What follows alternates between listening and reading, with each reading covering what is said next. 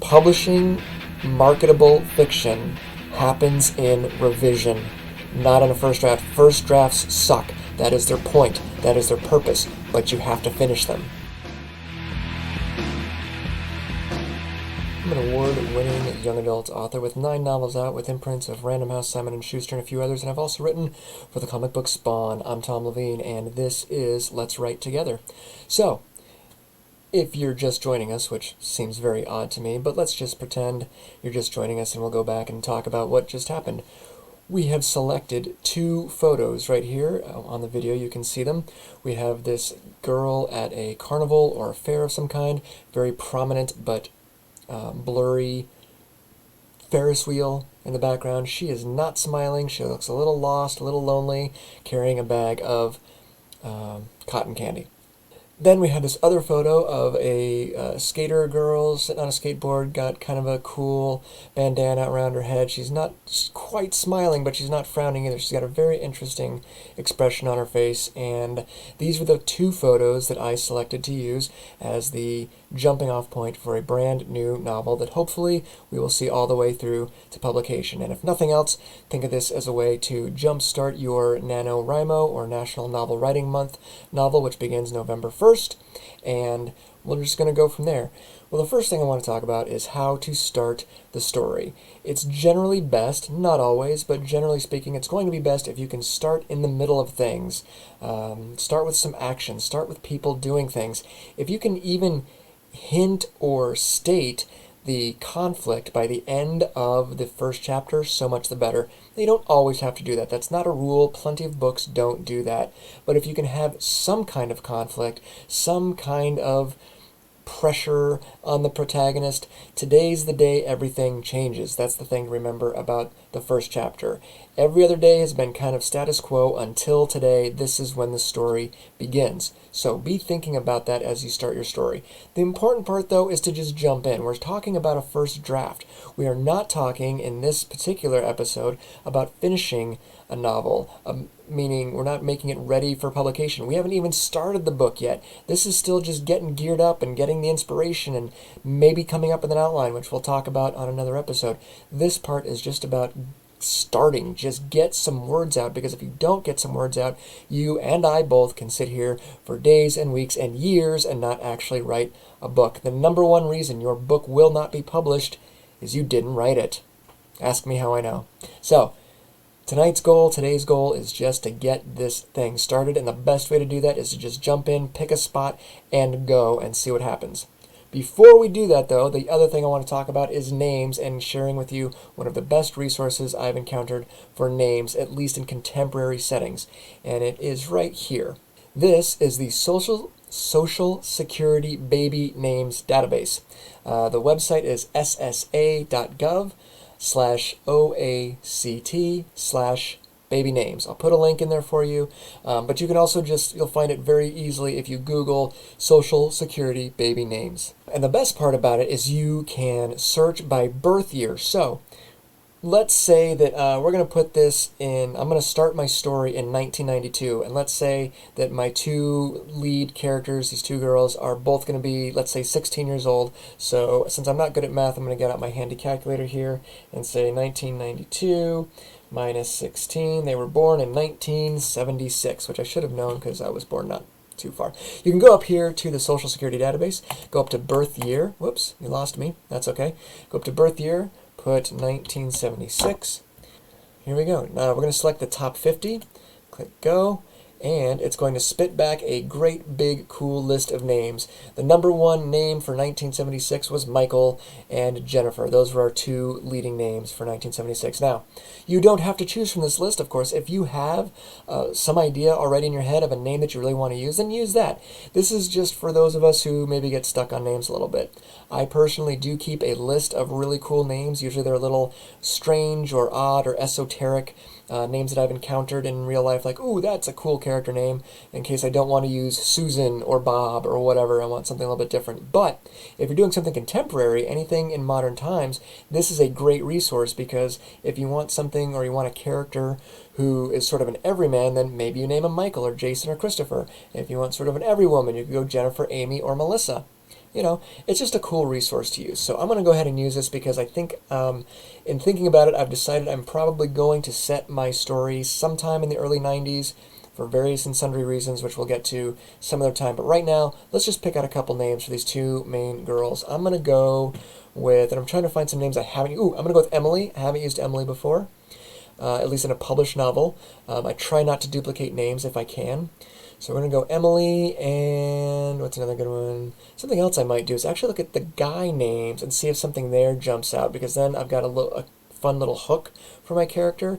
Like, what if her name was Timothy? I don't know why, but maybe it was. Or Joshua. That'd be a fun girl's name. A little bit, obviously, more frequently these days, boy and girl names are completely interchangeable. Less so in 1976. So that would give her, one of them a little bit of a hook, something a little bit unique about her. I did know a girl actually in high school named Timmy. I don't know what it was short for, but I knew a girl named Timmy. That's what everybody called her anyway. I don't know if that was her real name or not. So I'm going to go ahead and go with Trish and Emily. Patricia and Emily. Patricia and Emily, and there they are. And I'm pretty sure Emily is going to be my Ferris wheel girl, and Patricia or Trish will be my skater girl. I'm not married to these names. This is completely, again, just like the story itself, it's completely off the top of my head. I just grabbed a couple names. They suit my purpose. They'll be fine. We can always go back and, through the magic of Word documents, do a search and replace if a different name comes up that's like, ooh, you know what? No, she's more of a, curcumin, whatever the hell, oleander, I don't know, whatever, dragon, I don't know. If you encounter another name that's better for the story, that has some thematic resonance, let's do that one, okay? So we've picked our names, and now, dun dun dun, it is time to start writing. Oh my gosh, what do we do? What is the first sentence? Now, I will tell you, you cannot stress enough the importance of the first line of a book, because if that first line sucks, the agent isn't going to read any further, the editor isn't going to read any further, so you need to hook people with that first line. However, you do not have to hook them with your first line today. Today, you have to get the book started. That's all. Remember, for NaNoWriMo, it's about 1,667 words per day, average, in order to hit your NaNoWriMo goal of 50,000 words by the end of November. That's not a lot. I could do that much in an hour and a half to 2 hours on a good day. Don't always have good days, but the 1,667 words on average per day is what we're going to try to aim for. So the only way we're going to get there is to just puke it out, spit it out, get something down on paper, and just roll with it. That's the beautiful part about National Novel Writing Month, and the reason I encourage people to do it is because it gets all the other crap out of the way.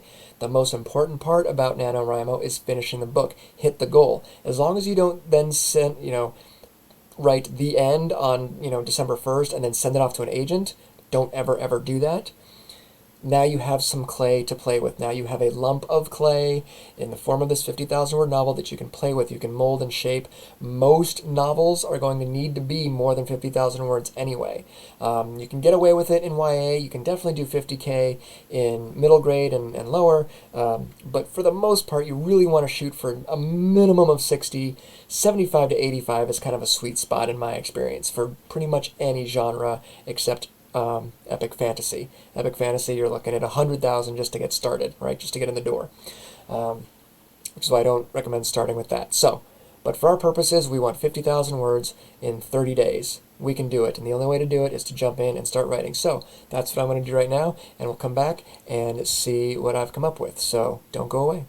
Real quick, before we go any further, I want to tell you about my Patreon page. It's www.patreon.com/Tom Levine. If you sign up for that, it's $5 a month, and it's personal access to me and all of my years of accumulated wisdom in the arenas of writing and publishing marketable genre fiction. So sign up for that today. We've got a really good group of people over there, and you can ask me anything, anytime, feedback, whatever, anything you can think of. Plus, I'm also, of course, posting things that will be helping you along your journey as a published author. All right, so go check that out, patreon.com/Tom Levine. Let's get back to it.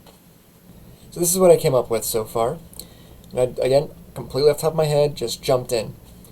Emily hated fun. Fun ruined everything. If she wanted to have a bad day, there it was to spoil it. If she'd rather wear black and listen to the Smiths and Mazzy Star on repeat on her CD player, here came fun to blow it all to hell. Just call me Fun, Patricia Fun Edwards. Let's just go, I coaxed her that Friday night in October. Halloween was 2 weeks away, but the haunted houses and traveling carnivals and Halloween superstores had popped up all over town. Thrills galore. That's it. That's all I've got right now, but I've started. Now, one quick thing about format before we jump into dissecting this little bit here. I want you to see what I'm going to do here. We're going to select all of these lines. You'll notice there's no indentation so far. It's just a couple of big blocks of text. This is in Word, of course. We're going to select all. I'm going to right click, do paragraph. And you should do this for all of your documents. I'm in Times New Roman, 12-point font. You can, of course, choose another one if you really need to for some medical reason or whatever. But when you submit it, this is more or less how it's going to look. We're going to do single line spacing for the time being, but we're going to do special first line, and I like to do 0.3. You can do 0.5, whatever. And that's okay. That way, every time I hit return, bam, we've got a brand new paragraph starting. That's just going to save you time. Do not use tabs. Trust me, when you finish your manuscript and it gets sent off to your publisher and they come back with edits and all that kind of stuff, you're going to save both of you so much time and so many headaches if you just format it like this. Now, when you submit it for representation to an agent or anything like that, you're going to select choose all and do double spacing. I don't like to double space at first. I usually do the double space after I've been writing for a while. Anyway, so that's a bit on our formatting. Now we've got 3 paragraphs. Let me point out some things that I like about these 3 paragraphs. Number 1, we've introduced Emily, and we know something about her. Emily hates fun. Fun ruins everything. That's interesting to me. I don't know, I might change my mind tomorrow. Right now, that makes me intrigued. Like, why does Emily hate fun? And then I've introduced our narrator, Patricia Fun Edwards, and we've established that it's first person. I didn't know I was going to do first person, but in young adult, we tend and trend to use first person, so that's what I'm comfortable with. That's what I've published most of my novels with, so I'm going to go ahead and stick with first person and to teenagers. So we've got first person, and we know we've learned a little bit about Patricia Fun Edwards. She's a little snarky, which is pretty typical for me. She's at least got some kind of sense of humor, and we know what time of year it is. We don't know where we are quite yet, but we know at least that it's fall, and probably in the United States somewhere. We don't know the year, but referencing the Smiths and Mazzy Star, it's probably not 2020. Most likely. It's possible, but CD players, Smiths, Mazzy Star, like already, even in the first 3 paragraphs, I've already started hinting a little bit about the setting. Don't have to come out, right in the first paragraph and say, this is Phoenix, Arizona, 1992. Like, don't worry about that.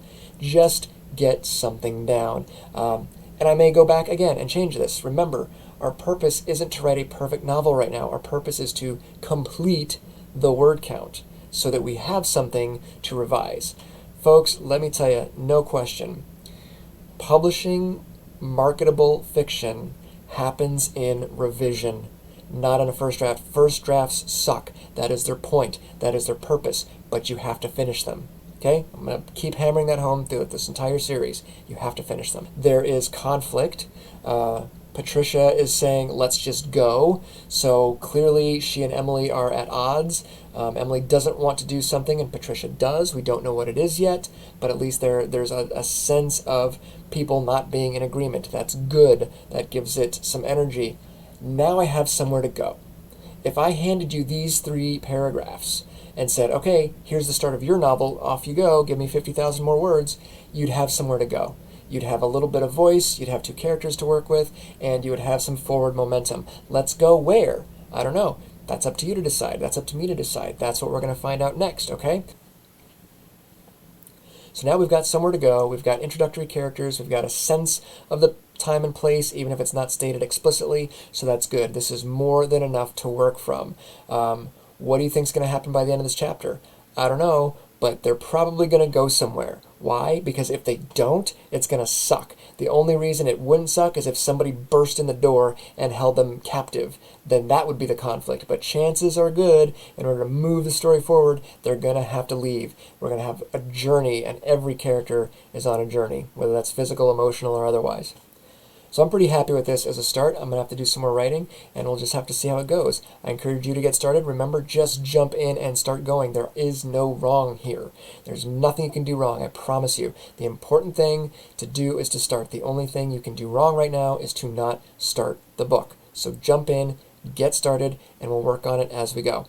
Don't forget to subscribe to my email list where I will send you a PDF called 7 Things Your Plot Needs, absolutely free. It's a really good but concise document about the 7 things your plot needs, just like it says. So check that out. Make sure you sign up. I will see you next time. Remember, keep writing.